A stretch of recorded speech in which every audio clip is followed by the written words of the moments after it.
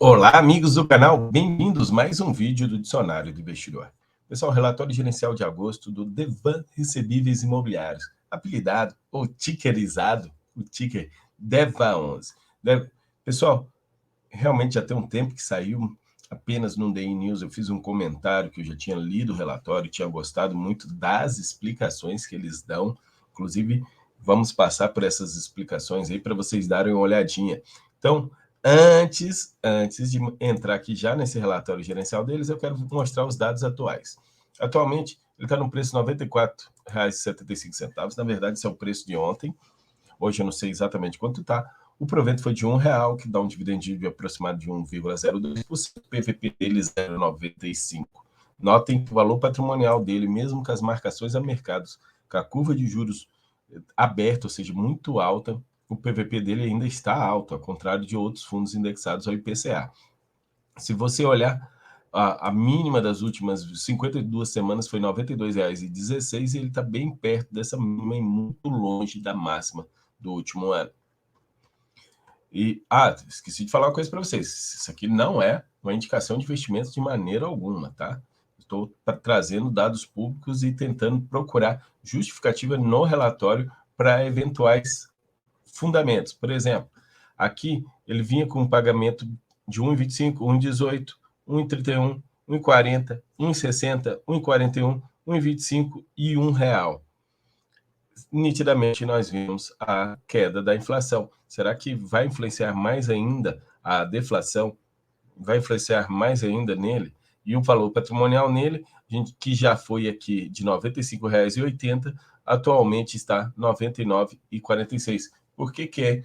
Por que que o DEVA11 está aumentando o valor patrimonial? Eu acho que são inflações acruadas devido às amortizações. Aqui, terminando com o Fundos Explorer, vamos ver se o relatório gerencial explica algumas coisas para a gente. Esse é o relatório gerencial de agosto.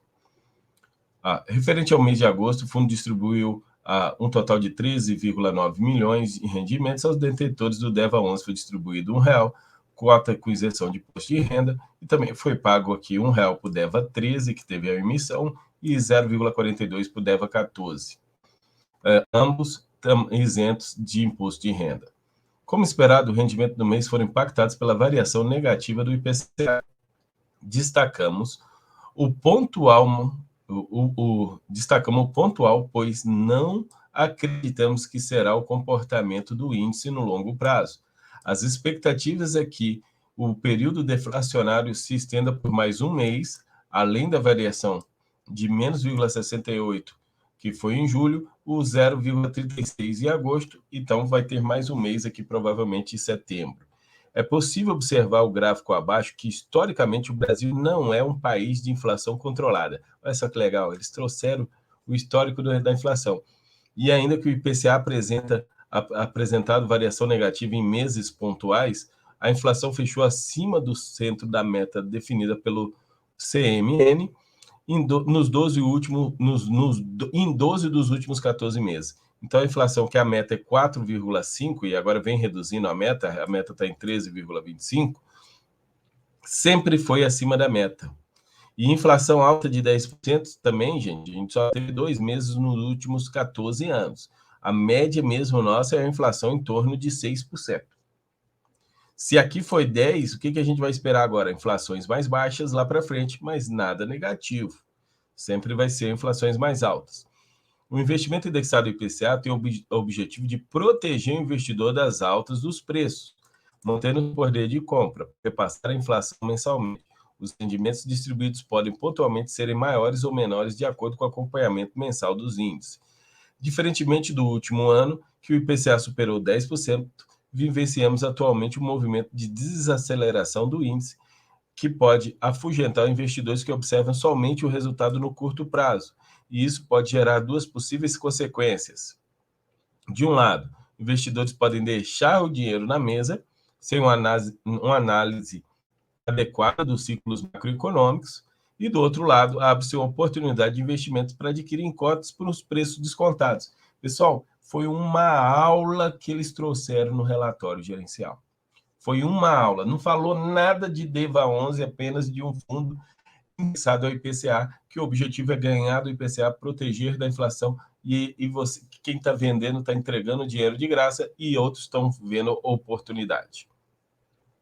O IPCA mensal desde janeiro, aqui você pode ver, desde janeiro de 2010, tivemos deflação aqui, deflação aqui, deflação aqui, deflação, 2 meses de deflação aqui, e está prevendo agora o terceiro mês.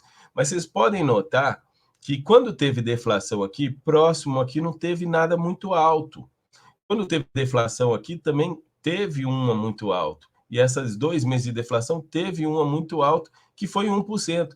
Agora, esses 2 meses, que agora vão ser 3 meses, foram muito alto mesmo, todos os meses anteriores a esses 3 meses de deflação. Chegou a dizer que pareceu que foi até provocado isso. Deixaram o preço subir muito, seja do combustível, para depois reduzir o combustível próximo da eleição. Uma redução generalizada dos preços pode ser comum em situações em que a economia desacelere ou caminha para uma recessão. Mas se observarmos o comportamento dos preços de toda a cesta de consumo analisada para o IPCA, é possível observar que não foi algo generalizado. A razão da deflação foi artificial, ocasionada por cortes no ICMS, decorrentes da lei complementar sancionada em junho de 2022 pelo presidente da República. A partir dessa decisão, alguns itens tiveram reduções significativas com preço, como os preços dos combustíveis, que caíram 14% somente em julho, e de alguns outros itens que têm pesos significativos na formação do IPCA. Em agosto, dos grandes novos grupos analisados pelo índice, apenas 2 tiveram reduções de preço, os demais seguiram em alta, dada a proporção do setor de transporte no IPCA. Uma vez que houve queda expressiva nos preços dos combustíveis, fica nítido que é o setor responsável por puxar e todos os outros, provocando a deflação. Então, os transportes, que estava também provocando a inflação tão alta antes, agora é ele que está provocando a deflação. Porque além do ICMS, que foi citado aqui, todo mundo acompanha, sabe que também a Petrobras reduziu os preços nas distribuidoras. É importante ressaltar. Gente, agora eu vou deixar vocês para ler o resto aqui, porque realmente é uma aula. Vamos tentar focar no fundo DEVA 11. Focando mais no fundo DEVA 11, os resultados entregues pelo fundo atualmente muito mais em linha com o nível de risco da carteira, e essa coerência entre risco e retorno deve ser o ponto mais importante a ser considerado pelo investidor. Vou saltar aqui as aquisições que eles tiveram aqui, todos indexados ao IPCA, com prêmios além do IPCA muito altos, tudo acima de 9%. As vendas que eles fizeram também era de IPCAs bem altos aí, e tem que realmente sair um pouquinho do grupo GPK, tem que sair um pouquinho do Gramado, BV, esses outros, porque estava a exposição um pouco grande.